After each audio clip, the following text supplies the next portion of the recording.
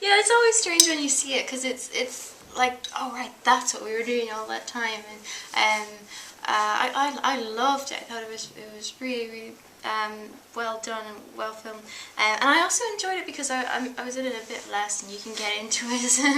And yeah, what about you? Yeah, no, the same sort of thing. You know, I was very fortunate to be in it at all. You know, Neville's not in the book in that part of it, so I just felt really grateful that they stuck me in with that one line.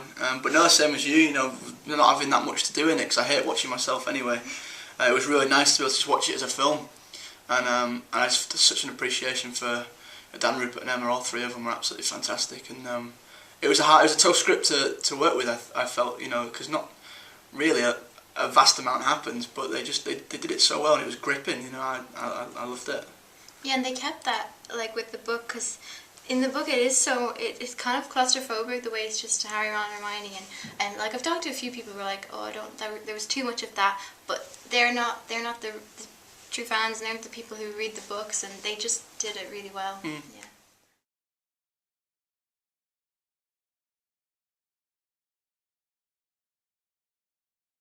Yeah, I mean, after 10 years, it's a bit strange to come to an end, but it's not just cut short. It's been sort of staggered, and we're still seeing each other and interviews and premieres and things. So I didn't feel sad anyway. I just sort of felt a real sense of achievement. You know, I just felt really proud of what we'd done over the 10 years, and I felt really proud of the rest of the cast, the crew.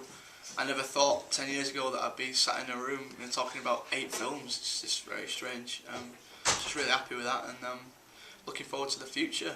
I'm doing a play at the minute, Agatha Christie's Verdict. And yeah, hopefully that'll lead on to some more work. We'll see. Will you? Yeah, same. Like Matt said, I'm just happy I was a part of it for so long, and because I was such a big fan, and it's made such a difference to my life and everything. And I wasn't in acting before. I was just at school, and I was thinking, you know, if I hadn't got this, I'd still be at school, and there'd be a lot more pressure from just to do well in the exam. So I'm glad I have this.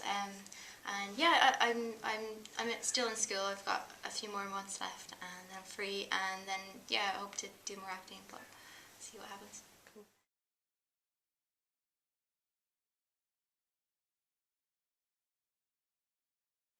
There's going to be some extra Harry Potter. 10 more books. Yeah. I wish. In some ways, I'm like, leave it there. That's it. It's perfect. Don't toy with it, because you know I don't think it would happen with J.K. Rowling. But when they make sequels to some things, it's not the same. Yeah, it shouldn't be forced. But I would love to see what happens next. Yeah, I think if they, and maybe if to leave Harry's story alone, but to see what happens with his children and stuff like that, that'd be really interesting.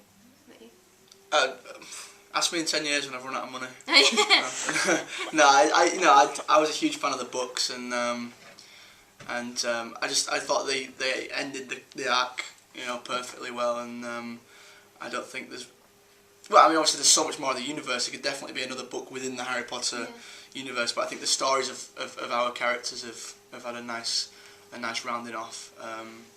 But you know, if she wrote something else and happened to feature Neville, in a few years' time, I'd be more than happy to look at it, definitely.